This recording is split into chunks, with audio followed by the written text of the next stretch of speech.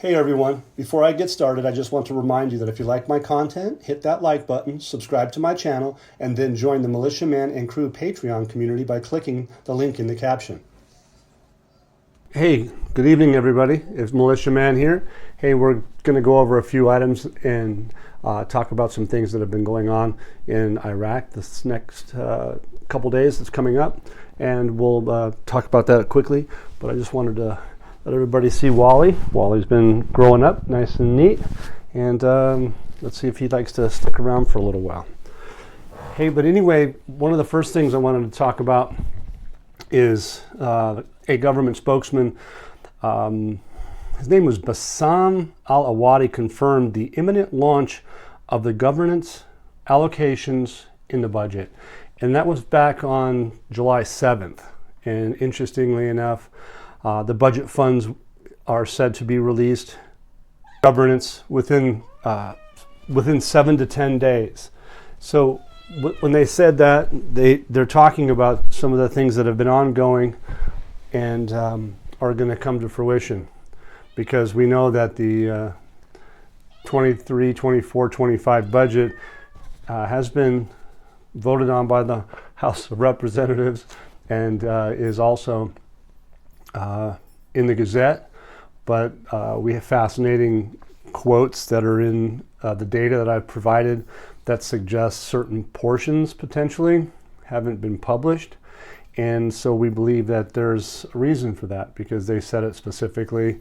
The last sentence of two different articles that I showed you in one of our videos recently. And again, we're going to see it today. So they publish stuff. Sometimes it's accurate, sometimes translations are different, or we just get it wrong, or they just don't want us to know everything. So, but anyway, it did say the budget's funds will be released in the governance within a week to 7 to 10 days on the 7th. And so that 7 to 10 days is coming to a head here shortly. So anyway, let's see, Kurdistan. Okay, they're part of this government. They are going to be part of it. They scheduled a visit during the next few days to the capital, and we believe that that's around the time we're talking about now. And they're going to do that in order to proceed with the implementation of the provisions of the General Financial Budget Law for Iraq. So it's said that the relationship between the regional government and the federal government is at a good level, and we believe that to be true. There's many reasons for that. We all know that the oil, as we saw today,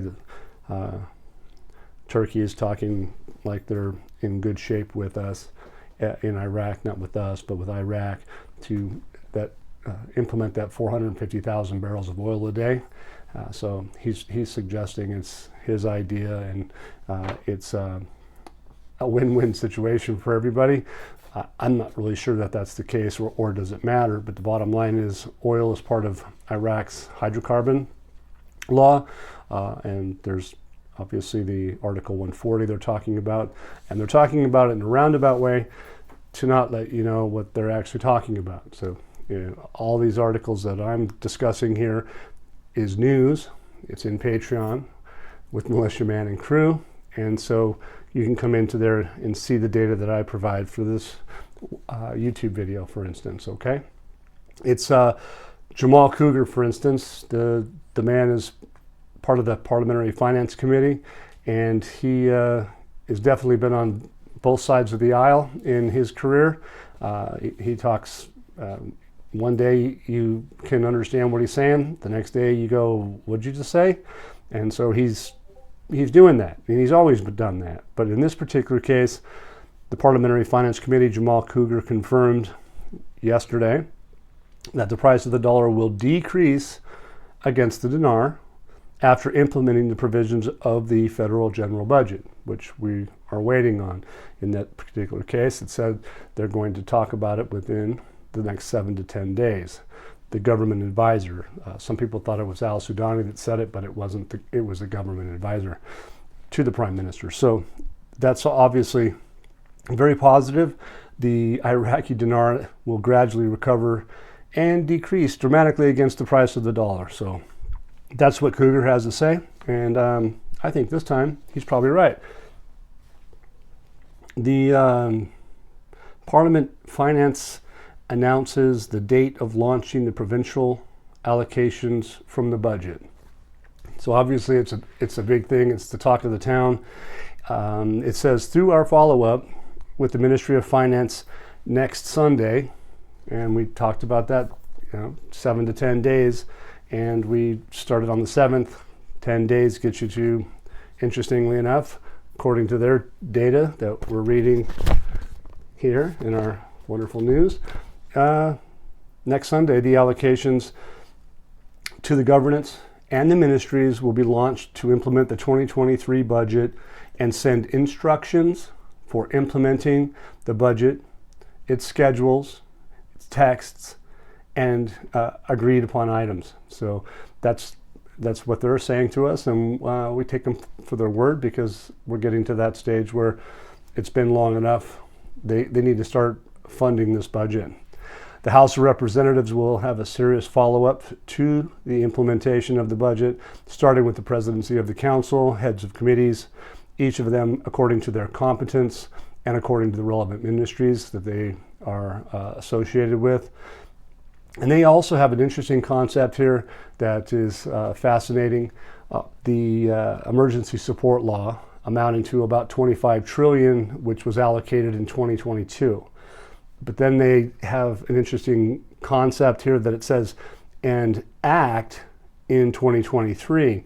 So translation, maybe, whatever, but it says that they allocated money that will act in 2023 in order to ensure the proper implementation of the budget and its provisions, and to stand up to any cases of penetration or corruption. So this particular situation is the same. They allocated money from the 2022 budget, and they are going to act on it in 2023, and that additional funds may very well be an offset that they have created to help them offset any penetration of corruption. So you can find that in Patreon as well. Fascinating stuff. It's good. It's really hard to decipher, because Arabic and English, they're really difficult for everybody. And I think that even goes for people that speak Arabic and English, for that matter. The next thing I wanted to talk about is that, look, Al Sudani received the regional director of the International Finance Corporation, and they emphasized their cooperation to support the youth and renewable energy products. Is this really an important situation? I would say it's huge, because the International Finance Corporation is part of the World Bank Group. And what do? They help finance and bring countries into the real world. If you guys see what I put in YouTube, well, what I put in Patreon first by far, but what I put on YouTube today, I gave some links to these people, and I highly suggest that if you tap on those links and you look at what those people do and what they're doing, you're going to get a light bulb to come on. This isn't just a joke. It's a real-time, get real, get live. We're taking the country into prosperity. It's taken some time. It's been 20-something years. But the bottom line is, things this big don't get done that fast. It's not like you think. So please, take a few seconds, pick up a pencil and paper, and go check those sites out, because I'm going to tell you, you're going to have a whole new world open up to you, because the International Finance Council or Corporation and the World Bank Group are specifically designed to take companies, corporations, but best of all, countries to the private sector.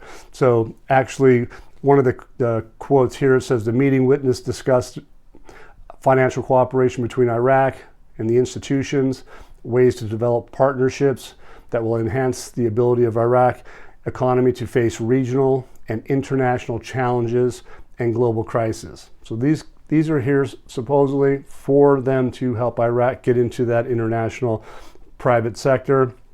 Here's a quote: "The International Finance Corporation, is a partner in the field of development, encouragement of the Iraqi private sector." So there it is, you guys. It's plenty of data to support that this is what they're doing. The next thing was really interesting is that there's a Secretary General of the Farhat Party in Anbar government has basically made some changes along with the Prime Minister, Shia al-Sudani, in that government, and he basically has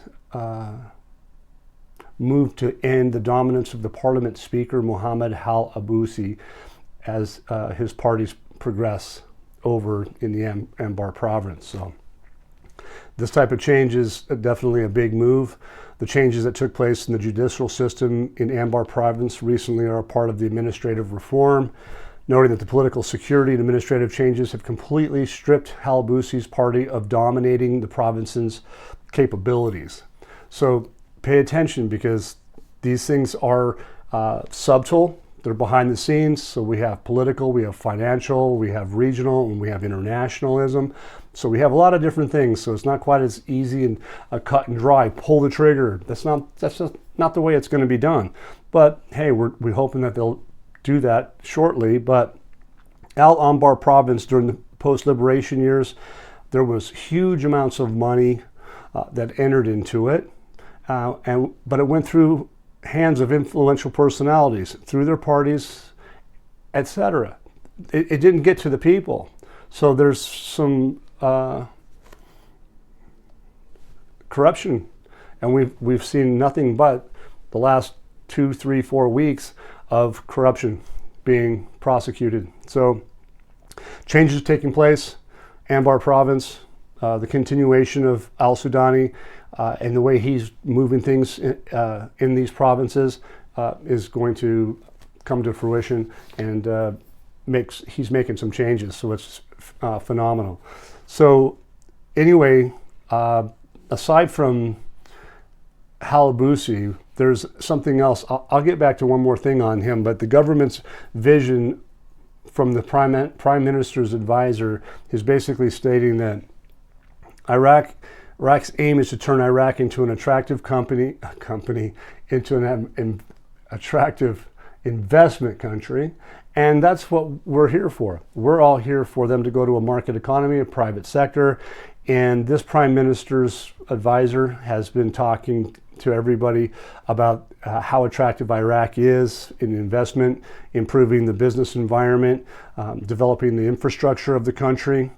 And we've been over all that stuff many, many times, but there's a really good article that's in Patreon that talks about specifically what this gentleman's talking about, gives 8 different points. It's a long read, but I would highly suggest that you come check it out or look for it on the internet.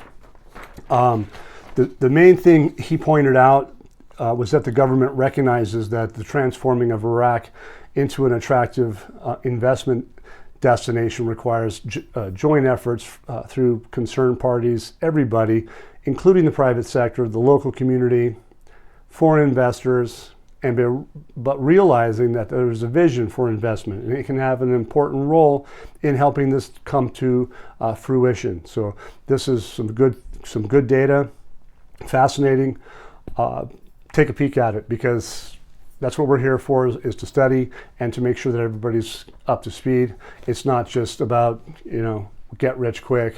It's been about get the country up to its real effective exchange rate. And I think that's where we're headed.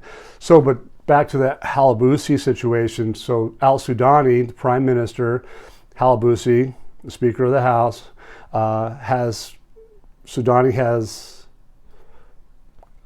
gone to the Judicial Authority and basically has requested a state order against the Speaker of the House of Representatives, Mohammed al-Abusi, on the above articles. There's many of them.